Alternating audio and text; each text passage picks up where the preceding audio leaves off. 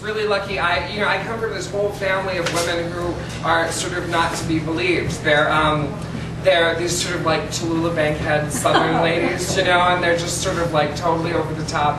And I had a friend once who said to me that there probably really were no women in my family, that they were all drag queens, you know? And it seems likely.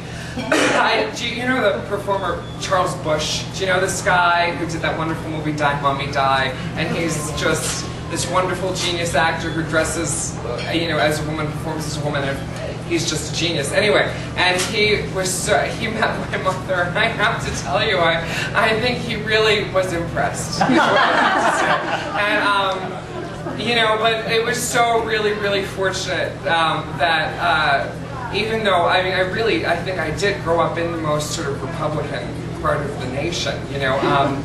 I had this mother who really believed it was important to take me shopping, you know, and I think my mother like thought that Neiman Marcus was like gay school, you know, and we had like so many, I know, probably, and it was great, and you know, it was, she really sort of saved me through shopping, which I think is an important lesson. I still continue this therapy today. But anyway, and I wrote this, and we were able to actually go on tour together, which was wonderful, and we lived out of, I feel like all the people I'm talking about you've never heard of, because I'm old and you're young, but they're, you know, remember Gypsy Rose Lee? Maybe you don't. Anyway, she had a son named Otto Preminger, and he wrote this wonderful book called Gypsy and Me about how he was raised on the road with his mother, who was the burlesque queen of America, and how and it was so like that, I have to tell you, going on tour with my mother, because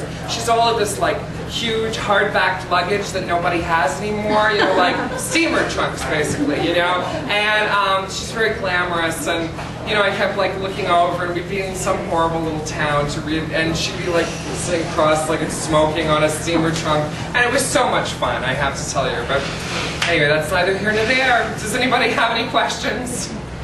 I'm just pleased to be here. Thank you very much. Yay! I live in New York City, and my mother lives with me.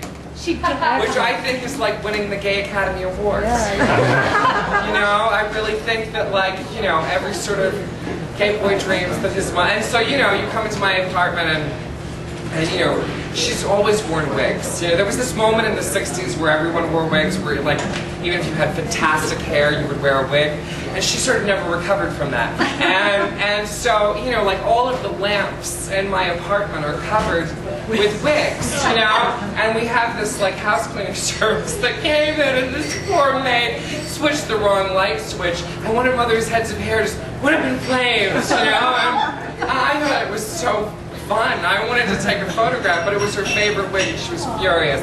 And anyway, but this is sort of my life, and I know people come into my apartment and think, look at this gay guy with all of these like wigs and things, and it's not me at all, you know, it's my mother. Anyway, there you go. Yes? What city in Texas are you from? I was raised in Houston. Were you really? Well, okay, well, so I'm And I remember the $1 Million Movie. Do you really? That was so much, it's my favorite thing. It's the reason that I was a total failure in high school, because I didn't want to participate in anything, because I had to make it home in time to watch the $3 o'clock $1 Million Movie.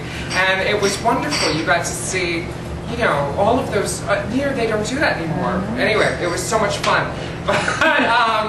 But I grew up in a little town called Navasota, which is just as it sounds. You know? So anyway, that's it. Anyway, thank you very much. I'm so happy to be here. Thank you.